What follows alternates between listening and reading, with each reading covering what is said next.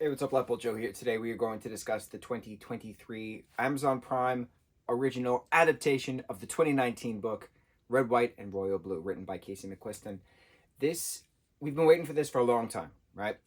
We were always concerned when it was announced, how is it going to be a faithful adaptation of the book? Everyone has questions, comments, concerns. Anytime a book is announced that it's going to be adapted into a show, into a play, into a musical, into a movie, we're always concerned, what's going to not be in the book, what's going to be changed for the movie, how do you get the plot a little better, or do you tweak anything? Do you have to merge characters? Sometimes merging characters works for the sake of the film, because 4 or 5 pages of a book could be 5 seconds of of film. So it's, how do you translate? How do you adapt the screenplay from the book, right? Sometimes it works, sometimes it doesn't. This is a perfect example of how it works. And why I say that is because it's a 2 hour film, which originally had a 3 hour cut. I would kill to see the 3 hour director's cut of Red, White, and Royal Blue. The book itself it's long. It's over 400 pages, um, and there's a lot of subplots in the book. There's a lot of stuff within certain congressmen, certain senators. There's a lot of other stuff going on politically in regards to obtaining those emails of Prince Henry and Alex Claremont Diaz, the son of the president, and then that leak. So it was that plot point was changed for the film with this new character Miguel, who is a reporter for Politico, who's had a previous hookup with Alex Claremont Diaz, um, noticing certain things. So he's the driving force behind that leak, which is fine for the sake of the film, because the film is about them figuring out themselves. The film is about the two of them, high political profiled public figures, figuring out how to be with each other, can they be with each other, and what happens next after this leak. So that's the big plot point of the book, which then translated very well to screen. And I thought it was handled very well, because we didn't need those subplots, because the main story is Alex and Henry. That's the main story. The main rom-com aspect of this book, of this film, is the Alex and Henry story. We praised the hell out of the book when we first read it. I don't even remember. It was a very long time ago. There's a hardcover special edition that came out with an added chapter in it from Henry's perspective. There's other like cartoon stuff in it. Eventually we're going to get it. Eventually we're going to read it. We still have many books on our TBR list to read. Uh, this film itself, I work 2 jobs. I work 6 days a week. My time is limited. And to watch stuff, to read stuff, to do art stuff, to craft, to construct, takes a lot of time and specific planning on, if I spend 20 minutes doing this, I can do 40 minutes doing that, etc. So I specifically made sure months ago to have yesterday off. Yesterday was October, August 12th. I'm recording this on August 13th. The movie came out August 11th. So Heartstopper season 2 came out the 3rd. I watched that twice. So all 8 episodes equates to about 40 minutes. I'm sorry, 4 hours. So I watched the season 2 twice. So that's 16 hours worth of Heartstopper. No, 8 hours worth of Heartstopper. And then I watched Red, White, and Royal Blue 3 times yesterday on the day off. Specifically had off to watch it as many times as I could. And I was up at 4 and I read and I had to do a bunch of other stuff, but then I watched it. I watched it the first time and I compared it a lot to the book, as you do. I watched it the second time in awe, and I watched it the third time crying my eyes out. And I cried all 3 times, and I laughed my ass off all 3 times. And I had chills all 3 times watching it, literal goosebumps running down my arms and legs. And that doesn't happen often for any form of storytelling for me. It happens rarely, doesn't happen often. And for this to elate the same reactions all 3 times I watched it, bro, this was perfect. This was a perfect dynamic of introducing of characters. Again, we're not even going to compare it anymore to the story, except the only thing I will say, Alex's older sister June is not in the book, and that's fine, because this is also a Greg Berlanti produced project. and he did love Simon, and he got rid of the older sister as well. So it's interesting how and Alice Osmond's Heartstopper, they got rid of the younger brother Oliver. So it's interesting when you're comparing books to film or screen, TV wise, and certain siblings are canceled out, but you don't really need them to tell the main story. The main story is the main character. So I get it. I get it. Anyway, moving on. This film is very important in that storytelling. It gave us everything we needed. It gave us the beginning, it gave us the middle, it gave us the end. I had no lingering questions after that. It also did one of my new favorite, not camera tricks, my new favorite audio trick. And we talked about this with Black Phone, where there was characters in front of you and they were speaking, but they were also speaking on a phone that somebody else was holding. And the phone voice, that technological phone voice that you hear, was coming out of the human or ghost's mouth. And I was like, that is so cool and an immersive way of having, because you know that the person's speaking, you know that words are coming out of their mouth, you hear them, but you know that that's a phone voice, not a real voice. I was like, that's a neat mind trick. I like that. And that was in Dark Phone. And then now we had the same thing in this film where Alex and Henry are having multiple email conversations. They're having multiple text conversations. It was a big montage of everything that happened within the book. And at one point, they're both laying facing each other on a bed. Alex is obviously looking where Henry would be, and then Henry's looking obviously where Alex would be. But they were both there talking to each other. So it was a neat mind trick. It was a visual mind trick. But then, once they were saying goodnight, Henry's voice, Henry, the human on the bed, his voice was the phone voice coming out of his mouth. And I was like, oh, they did the trick again. And I don't know if there's a term for this trick, but this is the second time I've now noticed it within a year. So I'm really hoping that they continue on with this audio trick, because it's a very neat audio trick. It plays with the mind, and I absolutely love it. Whether it's in the horror aspect of Black Phone or in the romantic comedy version of Red, White, and Royal Blue, it works so well.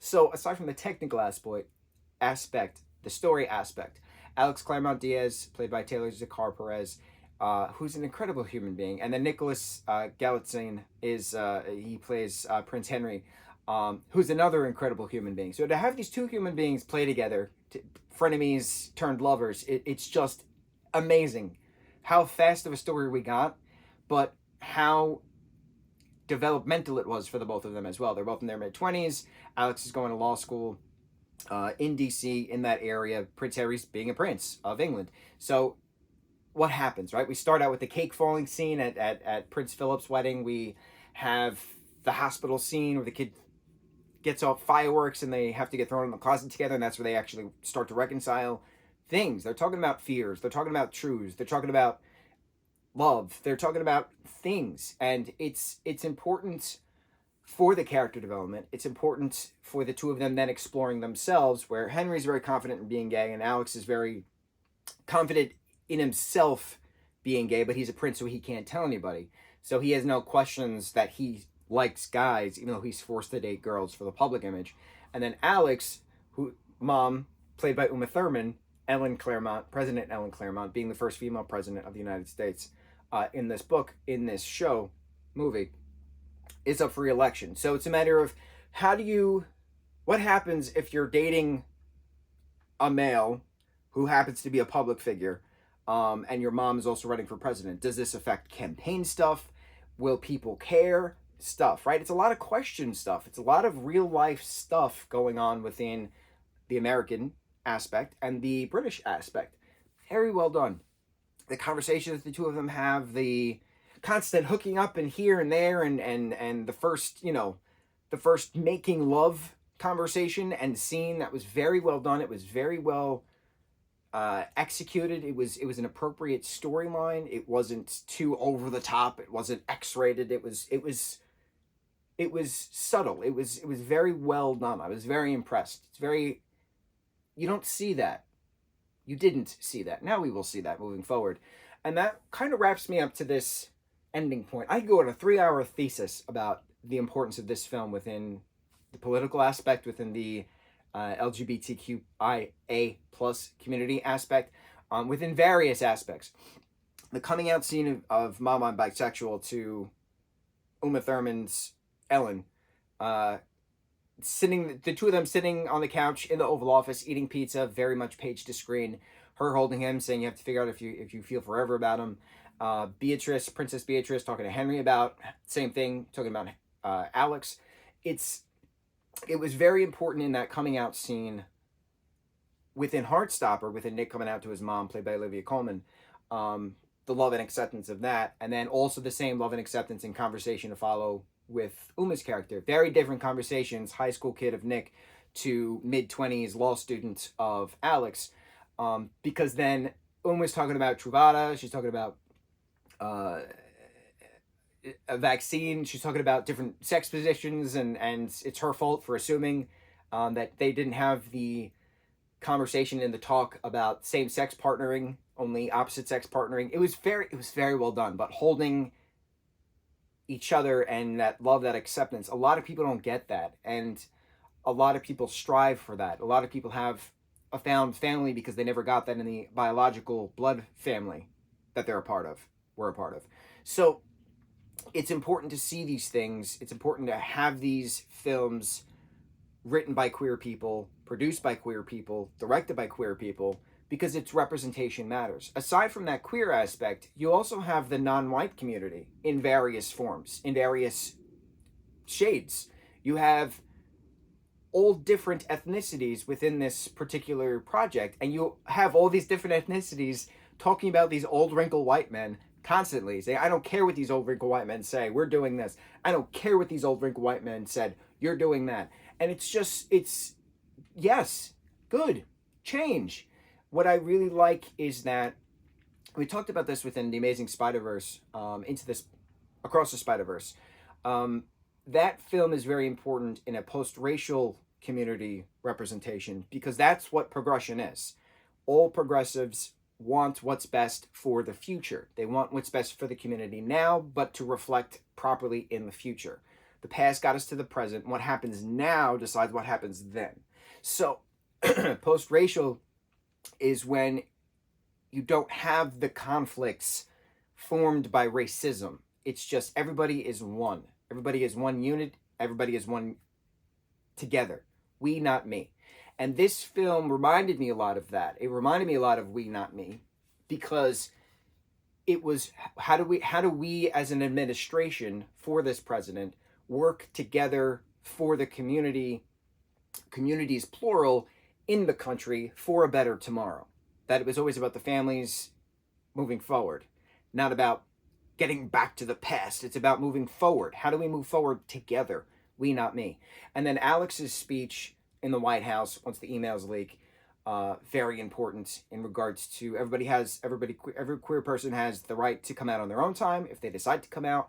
Hopefully Alex and I can, be public together with our relationship. It just so happens that I fell in love with a man. That man happened to be a prince. And it's just it was very well done. And I get emotional thinking about it. And I still get chills on that. Representation matters. Representation matters was across the board within this film, whether it be on ethnicity, race, whether it be on representation within the queer community as well. That umbrella that encompasses many of things. I'm so blown away with this, and I put a post up that this film is historic, especially within that history, quote. I bet we could make some when the two of them were dancing together in the museum. Very page to screen. It was gorgeous. The film is important because representation matters, and some closeted kid just watched this and but I could be brave because Prince Henry was brave and he stood up to his grandfather, and there was the crowd outside of the palace, waving the flags and cheering the two of them on, cheering Alex and Henry on. A non-white kid in their mid-20s watched this film and said, I'm going to start going into politics now because I saw people who looked like me in political roles in this film. So I can do that. A lot of people who have not seen themselves on screen before, who haven't read the book, are seeing this for the first time. And there's an awakening. And there's an awakening happening. And I compared this movie to a stone, because this is the stone that was just thrown into the pond. And it's not just creating ripples, it's creating tsunamis. And when those tsunamis crash and drown the past, what is going to be the catalyst moment that started that tsunami. It's going to come from this film because a lot of kids, a lot of late teens, mid-teens, early 20s, mid-20s, late 20s, early 30s, that's my group, etc., right? Watching these millennials do stuff on screen and being a millennial and launching this, it's an awakening for a lot of people who are not familiar with the story, who are seeing the story for the first time, who are saying, I can do that because they did that. And that's what this is. It's a me, not it's a we, not me. It's a we, not me. Alex's speech of when Henry and I are ready, let's hope that it's going to be okay. It's a we moment. We together. We the couple. Let's do this together. It's such a well put together project. Parts of it felt like a play, and I really liked it, and it was so well done. This could easily be a musical. This could have been a TV show. This could have been an 8-episode TV show with the other subplots thrown in, but it didn't have to be, because it gave you everything. The main point of this book was representation matters. What happens, and a what if? What happens if the first female president's son happens to be bisexual and starts crushing and then falling in love with the heir to England? Well, the spare, not the heir, as they say eloquently in the book. The second son, Prince of England. What happens when two political figures start to actually fall for each other? This isn't like the old days where you set up a marriage, one royal wedding to one royal wedding, so the countries can create trade deals. It's not like that anymore.